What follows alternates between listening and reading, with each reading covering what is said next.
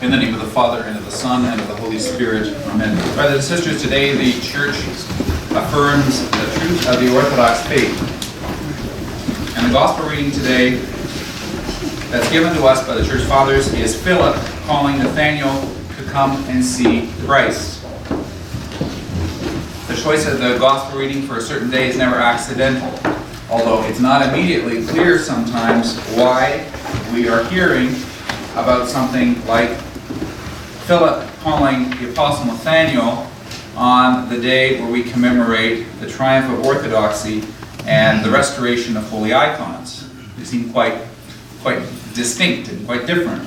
The Gospel reading today shows that Christ is the fulfillment of all those prophecies that were in the Old Testament. Nathaniel sees this and he makes reference to it.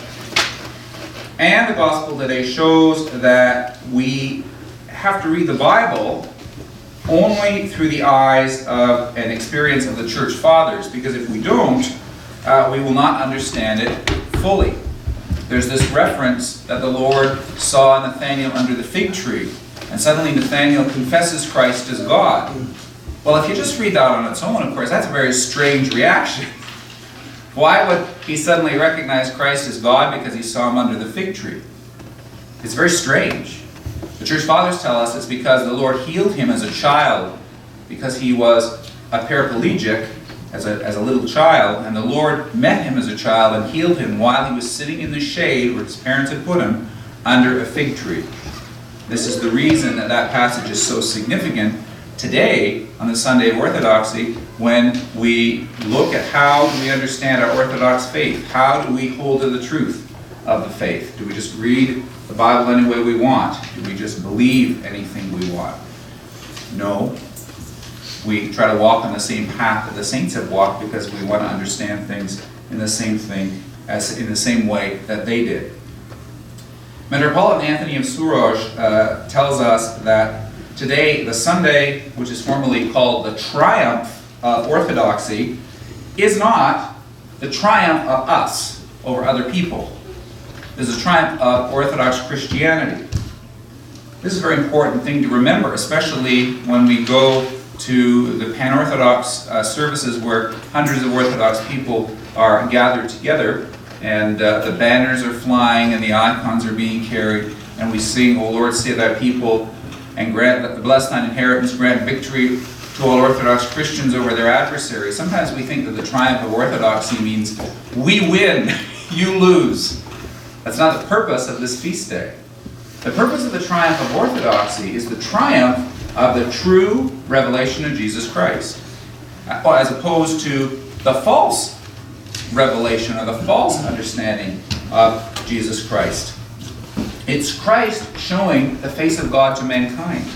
Not just a good man coming to teach us how to be kind to one another, not just a lawgiver teaching us how to be moral people, but God becoming man and showing his face to mankind.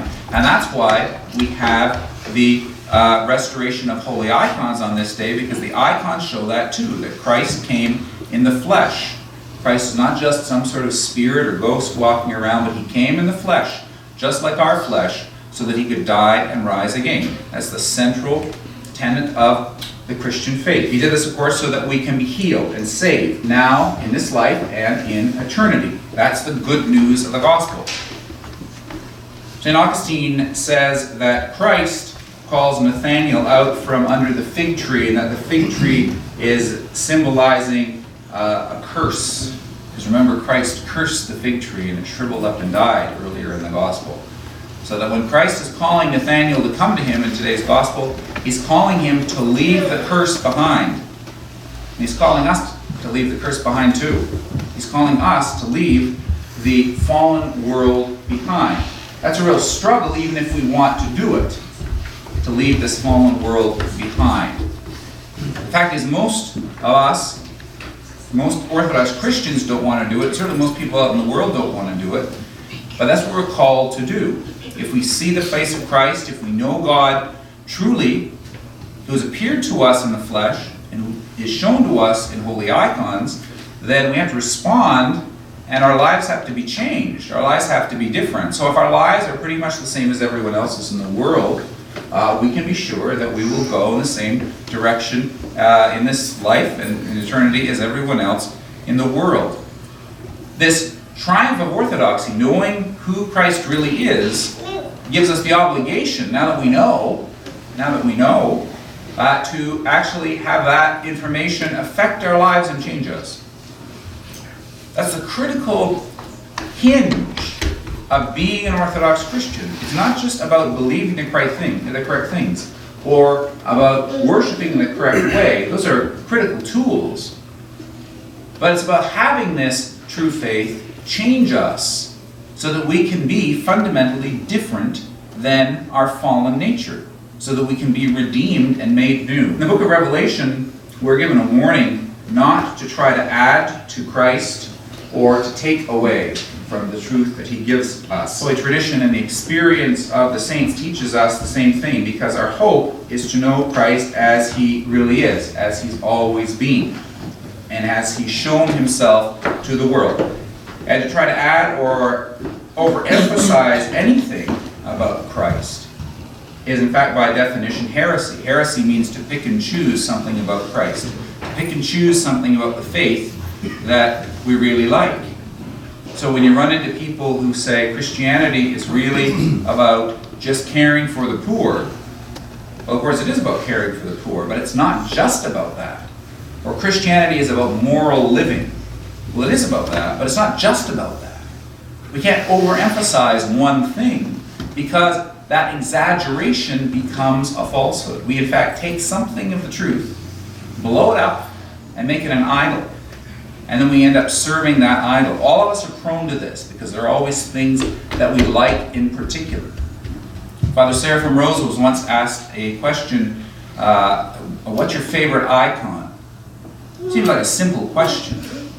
We all have icons that we like, maybe certain saints that we like or something like this, icons that we think are beautiful. And he said to the person who asked him, don't you get it? It's the whole thing. It's the whole thing. He didn't have a favorite icon, because the total of the faith, the total of all of the icons that we have in the church, those holy images that show us who Christ and his saints are, that has to be taken together so that we see the fullness of truth.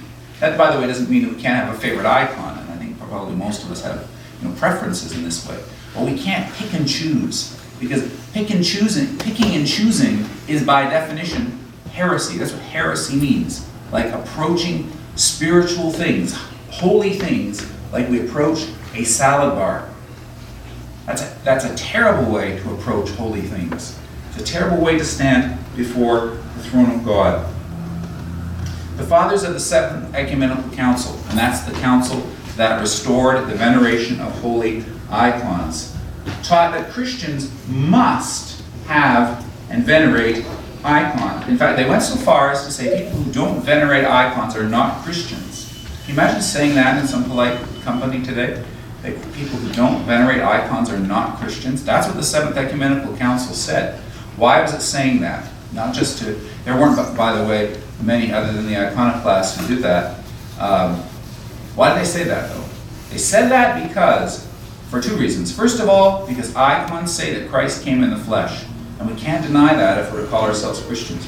And secondly, by venerating the icons, we accept all of the experience, all of the wisdom, all of the direction that we get from these holy people, the saints, the fathers, the church councils, that come down to our time. We don't follow one man. Roman Catholicism follows one man, the Pope, who has this spiritual authority. And Protestantism says that you follow one man too. You. You in the Bible. Just open it up and God will show you what it means.